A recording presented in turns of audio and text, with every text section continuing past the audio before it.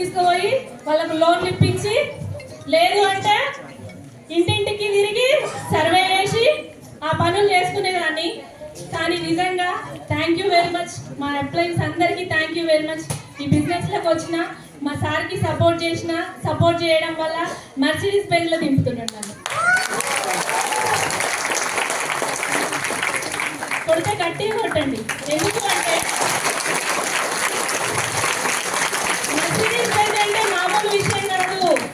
3,000 రూపాయలు సంపాదించుకునే భార్య, 13,000 రూపాయలు సంపాదించుకునే భర్త, ఇద్దరు కపుల్స్ కలిసి ఒక 7 సంవత్సరాలు గట్టిగా పనిచేస్తే, 7 సంవత్సరాలు కూడా కాదు, ఓ సంవత్సరం టైంపాస్ అయింది.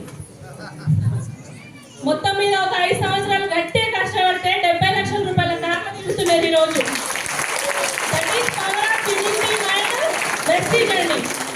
నిజంగా ఈ బిజినెస్ లకు రాకముందుకు, నేను పెళ్లి రాకముందుకు అనుకుంటుంటే నాకు ఎట్లాంటి ఫైనాన్షియల్ ఇష్యూస్ నాకు అస్సలు వద్దు అనుకునే జీవితం నాది.